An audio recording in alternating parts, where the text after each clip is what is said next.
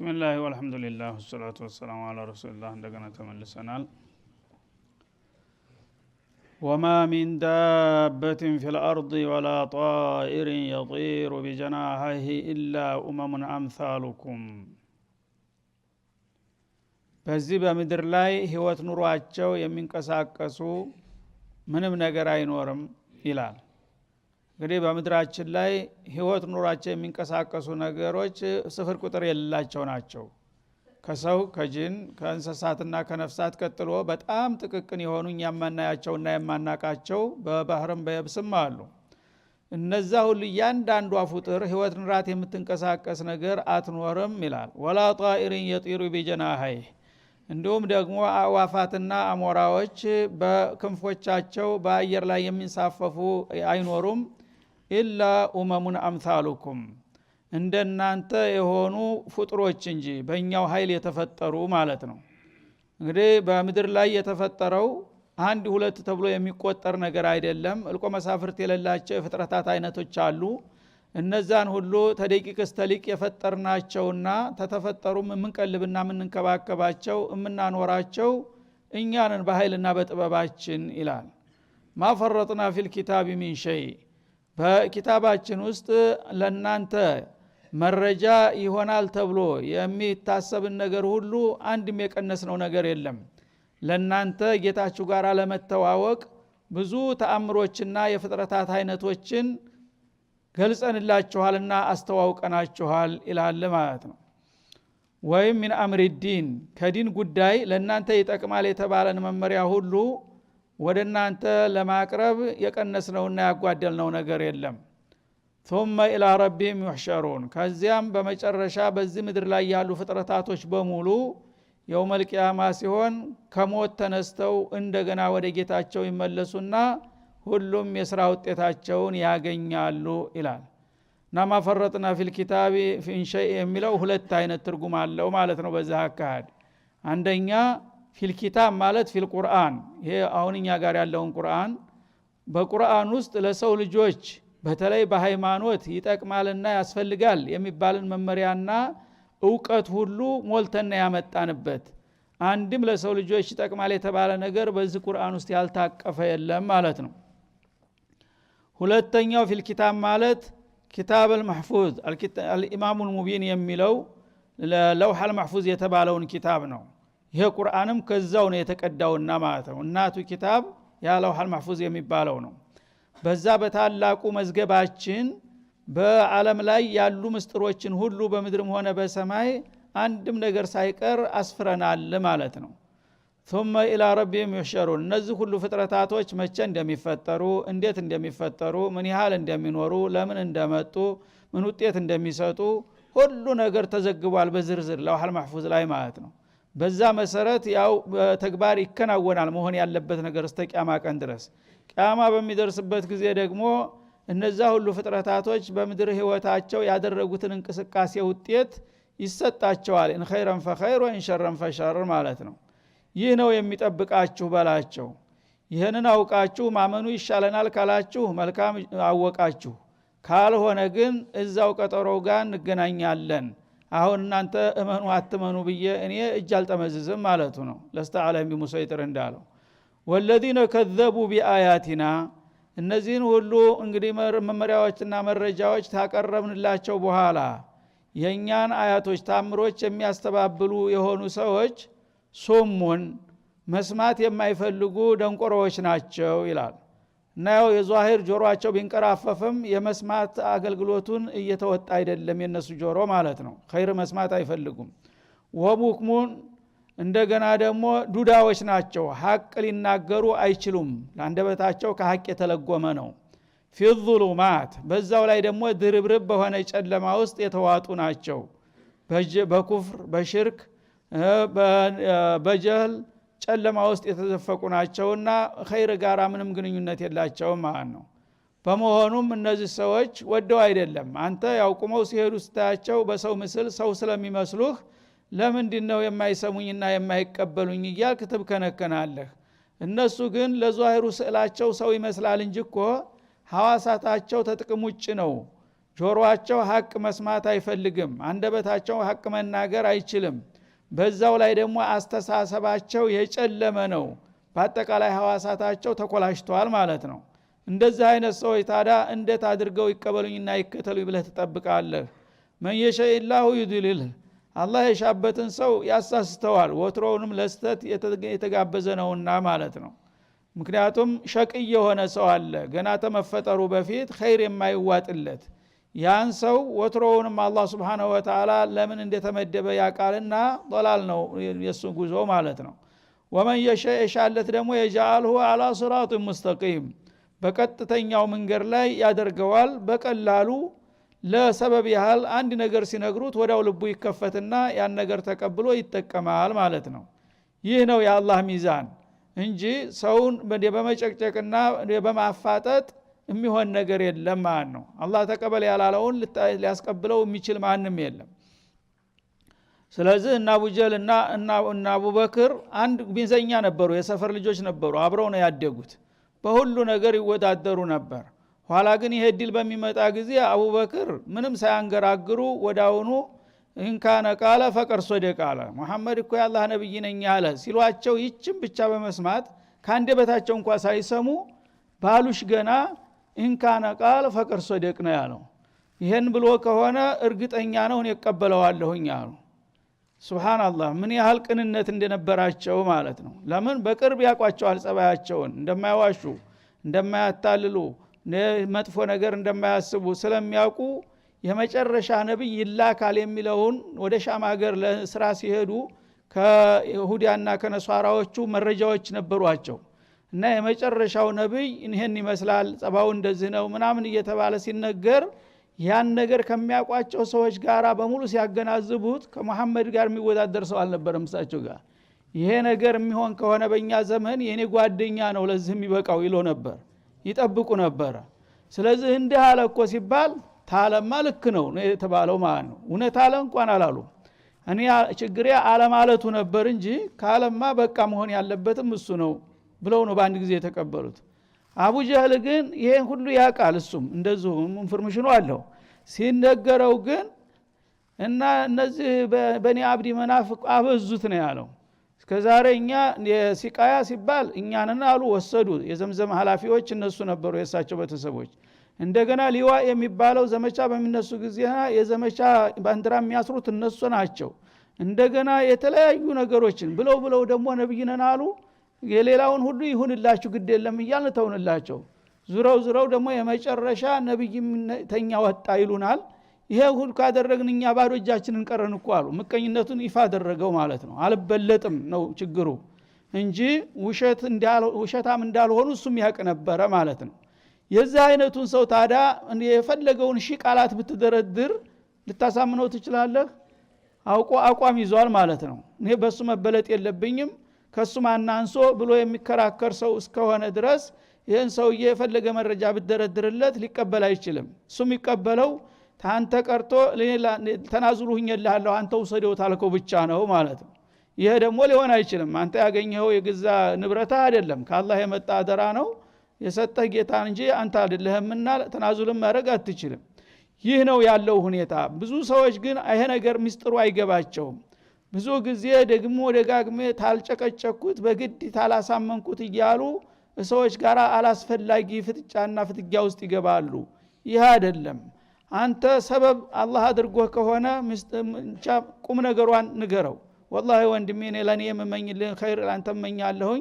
ይሄ ነገር ጥሩ ነው ብትቀበለው ምን ይመስልሃል አለቀ እሺ ብሎ ተቀበለ አልহামዱሊላህ ካልሆነሳ እንዲህ ካላረክ በስተቀር እንዲህ ካላመጣ በስተቀር እንዲህ ካልሆነ በስተቀር ማለት ይሄ ያው እያወቀ ፍጥጫ ነው ጭቅጭቅ ጉንጭ አልፋ ጭቅጭቅ ውስጥ ነው የሚያስገባ ይሄ ከሆነ ደግሞ እኔ እኮ መልእክት ማድረስ እንጂ አንተን ግድ የማሳመን ሐላፊነት የለብኝም ካልመሰለህ የራስህ ጉዳይ ብለህ ዘወር ማለት ይኖርብሃል ማለት ነው እና ወመን የጃአልሁ على صراط مستقيم የሻለትን ሰው መጀመሪያውኑ ባንድ እርምጃ ብዙ ጣውረር ሳያጋጥም በቀናው መንገድ ላይ ያደርገዋል በቀላሉ ሰተት ብሎ ይጓዛል ማለት ነው ልግመኛው ግን የፈለገውን ያህል ብትደረድርለት ምክንያት አያጣምና አጉል በከንቱ ነው የሚያደክምህ ቁል አራአይተኩም ይላል ቁል ለሁም ያ ረሱላና አራአይተኩም አያችሁን እስቲ ንገሩኝ በላቸው። ሁለት አይነት ትርጉም አለው አራአይተኩም የሚለው። አንደኛ ቃሉ እንደሚያመለክተው አያችሁን የእናንተን ጉዳይ ልብ ብላችሁ አስተውላችኋልን ማለት ይሆናል። ሁለተኛ አኽቢሩኒ ለማለት ይመጣል አራአይተ የሚለው እስቲ ንገሩኝ። ስለዚህ ሁለቱንም ትርጉም ለማጣመር አያችሁን እስቲ ንገሩኝ አስረዱኝ በላቸው። ኢን አታኩም አዛቡላህ አላህ Subhanahu Wa Ta'ala ጥሪ ያቀርብላቸው አንቀበልም ያሉትን ልግመኞች ከፈለኩኝ ላጠፋቸው እችላለሁ ቅጣት ላይ ልጥላቸው እችላለሁ ብሏል። ያ ጌታ የዛተው ቃል ቢመጣ ዛቻ በእናንተ ላይ ቢመጣባችሁ አው አተትኩም ወሳህ ወይም ደግሞ ለጊዜው አስቸኳይ እርምጃ ባይወሰድባችሁም የመጨረሻው ቀጠሮ ቂያማ ከመጣችባችሁ በዝበ ኩፍርና በሽርክ ላይ ያላችሁ አገይረላህ ተድዑን የዛ አይነት ታቅም በላይ የሆነ አደጋ ቢከሰት ፊታችሁ ላይ ከአላህ ሌላ ያለን ነገር ድረስልን ብላችሁ ትጠራላችሁን? እስቲ ይችን ጥያቄ መልሱልኝ ንገሩ ይበላቸው ይላል። ኢን ኩንቱም ሷዲቂን እውነት የምትናገሩ ከሆናችሁ እስቲ ለዚህ ጥያቄ ቀጥተኛዋን መልስ ስጡኝ ብለህ ጠይቃቸው ይላል ሲያፋጥጣቸው። ይሄ ሲጠየቁ መልስ የላቸውም እነሱ ማለት ነው። ለምን አላህ የለም አይሉ ሙሽሪኩል አረብ በመሰረቱ ፈጣሪ መኖሩን ይቀበላሉ። ማን خلق السماوات والارض يقولون الله እንዳለው በሌላው ቦታ ማለት ነው። ግን ሪሳላ ላከ ነብይ መረጠ የሚለው ነገር ሲመጣ ለምን እንዴት ይላሉ ማለት ነው። ለዚህ እንግዲህ ለክርክራቸው ባጭሩ ወገቡን ለመምታት አላህ ቃለ መጠይቅ እንዲያቀርቡላቸው አዘዘ ማለት ነው። አላህ Subhanahu Wa Ta'ala የኔን መልእክተኛና መልእክት የሚያደናቅፍ ሰው ከፈለኩኝ አደጋ ውስጥ ልጨምረው ይችላልው ብሏል። ያ የዛተው ነገር ቢመጣባችሁና ሲከሰት ብታዩት ወይም ደግሞ ቂያማ ደርሶ ቂያማ ፊት ለፊታችሁ ሰማይ መሬት ሲፈራርስ ብታዩ ያኔ በድንጋጤ ስሜት ድረስልን ብላችሁ የምትጠሩት ማን ነው እስቲ ንገሩኝ? ሁበልን ነው ላትን ወይስ ዑዛን? ማንኛውን ጣዖት ነው ከዚህ ነገር አዲነን ብላችሁ ልትጠሩት የምትችሉት በለህ ጠይቃቸው ይላል። ታላ ሌላ ያለ የሚጠራ ነገር አለ ሊያዲን ተስፋ ተደርጎ? ኢን ኩንቱም ሷዲቂን እውነት የምትናገሩ ከሆናችሁ ለዚህ ጥያቄ መልሱን ትሰጡኛላችሁ።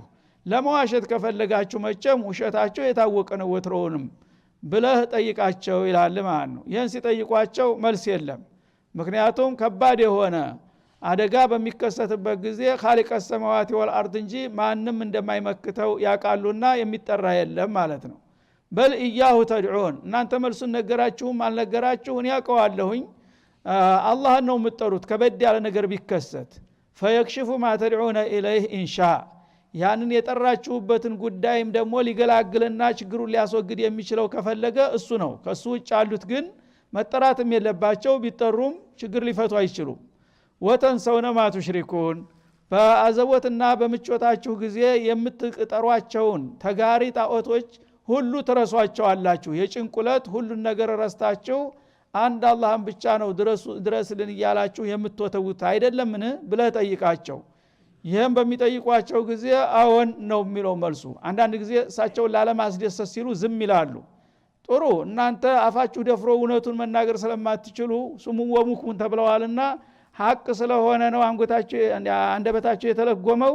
ግድ የለም ኒያበተን አንኩም ምን ይመልስላችኋለሁ ከሱ ሌላ ማንንም አትጠሩም አውቀዋለሁ በላቸው ይላል።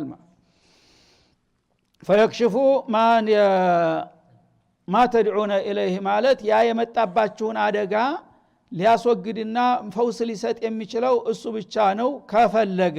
ካልፈለገ እሱም ይተዋችኋል ማለት ነው። ወተንሰውነ ማ ቱሽሪኩን እናንተ ግን በዛ በጭንቅና በቃውጢ ቀን ከሱ በስተቀር ያለ የምታጋሯቸውን ነገሮች ሁሉ ፋይዳ ቢስ መሆኑን ስለምታውቁ ትረሷቸዋላችሁ።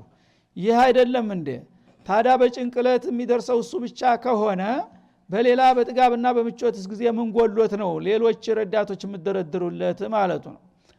ወለቀድ አርሰልና ኢላ ኡመም ሚን ቀብሊክ ወላሂ በእርግጥ ካንተ በፊት ለነበሩትም ህዝቦች የተለያዩ መልእክተኞች ልከንላቸዋል ይላል። ያው በርካታ ነብዮች ተልከዋል። እነዛ ሁሉ ነብዮች ተልከው በሚመጡ ጊዜ ህዝቦች የሰጡት ምላሽ ከዚህ የተለየ አይደለም። ጥቂቶቹ አምነዋል፣ አብዛኛዎቹ አስተባብለዋል ማለት ነው። فاخذناهم بالبأساء እነዛ ከሃዲዎቹና ተቃዋሚዎቹን በተለያዩ ችግሮች ያዝናቸው።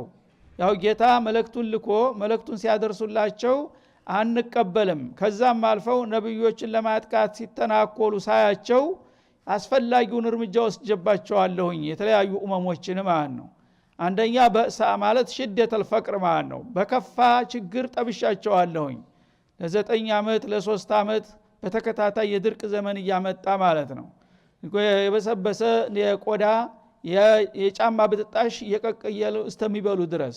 ወضራ ማለት ደግሞ ቢሽደቲል መረድ በበሽታም እንደዚሁ ተጠብሰዋል ብዙዎቹ ማለት ነው። የተለያየ ወረርሽኝ በሽታ እልቂት እያመጣ ጠርጓቸዋል። ወለዓለሁም ይضረዑን። ይሄ ሁሉ የተደረገው ያ ጥጋባቸው እንዲተነፍስላቸውና ለአላህ ዝቅ እንዲሉ አቅማቸውን እንዲያውቁ ብለን በተለያዩ ችግሮችና በሽታዎች ስንጠብሳቸው ቆይተናል። አሁንም ታዲያ እነዚህ እንደዛ እንድናረጋቸው ነው እንደሚፈልጉት ይላል። ፈለውላ ኢዝ ጃአሁም በእሱና እና እነዛ ቀዳሚ ህዝቦች ጸረ ነብያት የነበሩት እንደዚህ አይነት አደጋዎች በእነሱ ላይ ሲመጡባቸው ተዶረዑ ሀላ ተዶረዑ ለምንድን ነው ለጌታቸው ዝቅ ማለት ያልቻሉት? ትቢት ወጥሯቸው እጅ ላለመስጠት እስከ መጨረሻ እስከሚያልቁ ድረስ ገረው ዝም አሉ ማለት ነው። የሚጠበቅባቸው ግን አላህ ያ በምቾት ላይ የነበረውን ህይወታቸውን በችግር ሲለውጥባቸው፣ በራብ ሲጠብሳቸው፣ ጤንነታቸውን አደጋ ላይ ሲጠልባቸውና ለልቂት ሲዳርጋቸው ወይም በጦርነት ሲያጨፋጭፋቸው አላህ ተቀይሞ ነው እኮ ብለው ወደ ጌታ መለስና ለሱ ዝቅ ማለት ነበር የሚጠበቅባቸው። ግን የሰው ልጅ ድርቅናው የፈለገው ይሁን እያለ ከጌታ ጋር ደራ በመግጠም እስከ መጨረሻ ድረስ አልቀዋል ማለት ነው። ወላኪን ቀሰት ቁሉቡሁም ግን ለዛ ጌታ ላቀረበላቸው ጥያቄ አውንታዊ መልስ መስጠትና ወይም ደግሞ በስተታቸው መጸጸት ያልቻሉት ልባቸው ስለደረቀባቸው ነው። አሁንም እናንተ እንደነዛው የነሱን ስተት እየደገማችሁ ነው ያላችሁት ማለት ነው። ወዘየነ ለሁም ሸይጣን ማ ካኑ ያዕመሉን ሸይጣን ደግሞ ሲሰሩት የነበረውን እኩይ ስራ መልካም አስመስሎ አስውቦ ስለሚያሳያቸው ነው። እና ይሄ ችግር ያለ ነው። አንዳንድ ጊዜ ተፈጥሮ አየር ስለተዛባ ነው ይልሃል ማለት ነው። እና ችግር አለ። ወትሮም እኮ በወትሮ ጊዜ ክፉ ቀን ይባላል አይደለም እንዴ? አንዳንድ ጊዜ እንዲህ አይነት ችግር ይመጣል፣ በሽታም ይነግሳል። ለዛ እንጂ አጋጣሚ ሆኖ እንጂ ይሄን ነብይ ስላስተባበላችሁ አይደለም። በርቱ ይላቸዋል ጎበዙ ማለት ነው። የዛ ጊዜ የረህማንን ተውጂሃት ተው የሰይጣንን መመሪያ ይቀበላሉ ማለት ነው። ማካኑ ያዕመሉን እና ይሰሩት የነበረውን ሽርክያት ወይ ኩፍር፣ ኒፋቅ የመሳሰለውን ወንጀል ተግባራት ሰይጣን የተዋበ ቅዱስ ተግባር አድርጎ ያሳያቸዋል። ይህን ስላደረጋችሁ አይደለም ይሄ ነገር የመጣባችሁ፣ ይሄ በአጋጣሚ የሚመጣ የሚሄድ ነገር ነው በማለት ያጽናናቸዋል እንዳይመለሱ ማለት ነው። አሁንም ታዲያ ታሪክ ራሱን ይደግማል እንደሚባለው የቀድሞ ህዝቦች እንደዚህ እያሉ ነውና ያለቁት። ያንተም ህዝቦች የነዛኑ ስተት እየደገሙ መሆኑን ንገራቸውና አስገንዝባቸው። ይሄን ካሳወካቸው በኋላ ይሁን ግደለም ካሉ ይቀጥሉበት ነው የሚለው ማለት ነው። ፈለማ ነሱ ማ ذكሩ به እና አላህ Subhanahu Wa Ta'ala የተለያዩ ችግሮችንና በሽታዎችን ጦርነቶችን ሲያመጣባቸው እናንተ ሰዎች ከኔ ጋራ ተጣልታችኋል ተጠንቀቁ እስቲ ቆም በሉና አስቡ ብሎ መገሰጡ ነበረ ቢገባቸው ኑሮ። ያ የተሰጣቸው ተግሳጥ ቸል ብለው ሊያልፉ ሲሞክሩ ጆሮ ዳባ ልበስ ብለው ማለት ነው። ፈተህና عليهم ابواب كل شيء የዛ ጊዜ ደግሞ ስልትን በመቀየር የሁሉን ነገር የኒዕማውን ሁሉ በር ከፈትንላቸው ይላል። ወበለውናሁም بالحسنات والسيئات እንደሚለው በሌላው ቦታ አላህ ሰውንም ይፈትነው በችግር ብቻ ሳይሆን በምቾትም ጭምር ነው ማለት ነው። አንዳንድ ጊዜ እንግዲህ በጥሩ ሁኔታ የነበርከውን አላህ ሪሳላ ሲልክና ወደ ፍቃዱ ሲጠራህ አልቀበልም አሻፈረኝ ስትል በጥጋብ ያን ጥጋብህን ለማስተንፈስና አቅምህን ለማሳወቅ የተለያዩ መከራዎች ያመጣብሃል። ኢኮኖሚው ይደቃል፣ ለችግር ትዳረጋለህ፣ እንደገና ጤንነት ይጓደላል፣ ትጎሳቆላለህ፣ ታልቃለህ፣ ልጆች ያልቃሉ። ከዛም እስበርስ ጦርነት ይመጣል፣ እርጥብ ደረቁ ይቃጠላል። ያ ነገር በሚሆንበት ጊዜ የሰው ልጅ እንግዲህ አቂል ቢሆኑ ይሄ ነገር ጌታ ተቆጥቶብናል ማለት ነው፣ ይሄን ነገር ጌታ እንዲያነሳልን ወደሱ ፍቃድ እንመለስ ቢሉ ኑሮ በቀላሉ ችግሩ ሊፈታ በቻለ ነበር ማለት ነው። ግን ይሄንን እንዳያደርጉ አንደኛ ትቢት አለባቸው፣ ሁለተኛ ደግሞ ሰይጣን ያስተባብራቸዋል ማለት ነው። ያነ እንግዲህ እስከ መጨረሻው ድረስ የሆነ ይሁን ብለው በዛው ገረው በሚቀጥሉበት ጊዜ አላህ እንደገና ሌላ ስልት ይቀይስላቸዋል ማለት ነው። በዚህ እንግዲህ በቅጣቱ የማይገባቸውና የማይመለሱ ከሆነ እስቲ እንደገና በተቃራኒው ደግሞ መልካም ሁኔታውን ልመልስላቸውና ያን ሁሉ መከራና ድቂትና ልቂት እኮ አስወግዶ ይሄን ያመጣልን አላህ ነው ብለው ይመለሱ ከሆነ እንደገና በጥሩ ሁኔታ ደግሞ ልሞክራቸው ይላል። ፈለማ ነሱ ማ ذكሩ به ቀደም ሲል የተገሰጡበትን እልክ አስጨራሽ ችግር በሚዘነጉትና ያ ነገር ለዚህ ምክንያት እንዳልሆነ በሚገምቱ ጊዜ ፈተህና عليهم ابواب كل شيء من نعم الله سبحانه وتعالى ያ ችግር የነበረው እንደገና የጥጋብ ዘመን ይመጣል ማለት ነው። ዝናብ እጥረት የነበረው ዝናብ በገፍ ይመጣል። ከዛ መሬት ያበቅላል፣ ሁሉ ነገር ይዝረከረካል፣ ኢኮኖሚው ይትረፈረፋል። ከዛ ጤንነትም ጥጋብ ጋር አብሮ መምጣቱ አይቀርምና በሽታዎች ይወገዳሉ፣ ጤንነት ይሰፍናል፣ የሰዎች እርባታ ያድጋል፣ ይፈጥናል። ያኔ እንደገና በዚህ ነገር ደግሞ ቆም ብለው አስበው ያን ሁሉ ሰቆቃና መከራ አስወግዶ እኮ ይሄን የመሰለ ጊዜ ያመጣልን ጌታችን ነው፣ ስለዚህ ወደሱ ብንመለስ ይሻላል ጎበዝ ይሉ ይሆን ወይስ እድል ተዘዋሪ ነውና ትናንትና መጥፎ መጣ ደግሞ ዛሬ ኸይሩ መጣ እያለ በተፈጥሮ ነው እያለ የሚደናቆር ከሆነ በዚህ ደግሞ ሞክረዋለሁኝ ይላል። حتى اذا فرحوا بما اوتوا በተሰጡት እድል ተለዋጭ መልካም እድል በሚደሰቱ ጊዜ የማይገባው መደሰት ማለት ነው። ጌታውን የሰጣቸውን ጌታ ረስተው ስጦታውን ብቻ በመቋደስ ሲደሰቱና ሲምነሸነሹ ቢማ ኡቱ በተሰጣቸው እድል አኸዝናሁም በግታ ያኔ ድንገት ሳያስቡት በድንገት እንይዛቸዋለን በቅጣት እጃችን ይላል። ፈኢዛሁም ሙብሊሱን ያኔ በመጨረሻ በቁጥጥር ስር መዋላቸውን ሲያውቁ ተስፋቸውን ቆርጠው ቁጭ ይላሉ ይላል ማለት ነው። ይሄ ነው የአላህ ሱና እና አሁንም ያለው እንደዚህ ነው። በአሁኑ ጊዜ ዓለማችን እዚህ ቦታ ላይ ነው ያለችው ማለት ነው። ቀደም ሲል በተለያየ በድርቅ በችግር የሚጎሳቆል ዓለም ነበረ። ግን አሁን ደግሞ በጥጋብ ነው ሰው እየጠፋ ያለው ማለት ነው። ያን ሁሉ ነገር እንግዲህ አሳልፎ አላህ ሁሉ ነገር አድጎ ሁሉ ነገር በስልጣኔ ተንበሻብሾ ዲሃ የተባለ ሁሉ ጥሩ ኑሮ እየኖረ ያለ ግን ጌታን ያማ በጨመረለት ቁጥር አላህ ጋር ጦርነቱ እየጨመረ ነው ያለው ማለት ነው። ያኔ የመጨረሻው እርምጃ ይመጣል። አኸዝናሁም በግታ ሁሉን ነገር ተቆጣጠርን፣ አሁን በኋላ በአለም ላይ ችግር የተባለን ሁሉ እኛ መፍትሄ እንሰጠዋለን የሚሉበት ደረጃ ላይ ሲደርሱ ሳያስቡት ዱብዳ በሆነ መልኩ በቁጥጥር ስር እናውላቸዋለን። ፈኢዛው ሙብሊሱን ያኔ በእነሱ አቅምና ጉልበት ዕውቀት የማይመከት መሆኑን ያውቁና እጃቸውን አጣጥፈው ተስፋ ቆርጠው ቁጭ የሚሉበት ጊዜ ይመጣላቸዋል ይላል። መዛ ምን ይሆናል? ፈቁጥ ያዳቢሩ القوم الذين ظلموا ራሳቸውን በኩፍርና በሽርክ ሲበድሉ የነበሩት ህዝቦች ሁሉ ደብዛቸው ይጠፋል። ተምድርገጥ እንደተጋጠጠ አገዳ ይጠረጋሉ ማለቱ ነው። ወልሐምዱሊላሂ ረቢል ዓለሚን እንዲህ አይነቶችን ዟሊሞች ጠራርጎ መሬትን ላጸዳ ጌታ ምስጋና ይገባው የሚል መግለጫ ይሰጣል በመጨረሻ ይላል። ይህ እንዳይመጣ ነው አሁን የሚያሰጋው። ስለዚህ እንግዲህ አላህ Subhanahu Wa Ta'ala ያለፉትን ኡመሞች የተለያዩ ህዝቦች ምን ሰርተው ምን እንዳጋጠማቸው የሚነግረው ልብ ያለው ልብ በል ተረኛው እስቲ ያስብ ተታሪክ ተማር። ቀደም ሲል የነበሩ ያንተ ባህሪ የነበራቸው ሰዎች በዛ አካዳቸው ምን ውጤት አጋጠማቸው ያንን ብታውቅና በወቱ ብትመለስ መልካም ነው። ካልሆነ ግን የነሱ ጣፈንታ ነው አንተንም የሚጠብቅህ ነው የሚለው። ቁል አራአይቱም አሁንም እስቲ ንገሩኝ በላቸው ይላል። አኽቢሩኒ ኢን አኸዘ አላሁ ሰምዐኩም እንግዲህ ቀደም ሲል በጅምላ አላህ እርምጃ ላይ ወስድ ይችላል፣ ተምድርገጥ ሊያጠፋችሁ ሊስተዘራችሁ ሊያደርቃችሁ ይችላል ብሎ ደመደመ። ከዛ ደግሞ በዛ መልክ ታሊያዝኩኝ ደግሞ በተናጠል መያዝ ይችላል ነው የሚለው። ቁል አራአይቱም ኢን አኸዘ አላሁ ሰምዐኩም አንተ ቁመህ እየሄድክ እያንዳንዱ በምድር ላይ ጆሮህን ብዘጋውስ ምን ታረጋለህ? ጆሮ እንዳይሰማ ባደርግ ይችላለሁ ይላል አላህ Subhanahu Wa Ta'ala። ወአብሳረኩም አይኖቻችሁ ቢታወርስ በየወጣችሁበት ብትቀሩ ወختم على قلوبكم ልቦቻችሁን ቢያሽግባችሁ ማሰብ ቢያቅታችሁስ ምንድነው የሚበቃችሁ?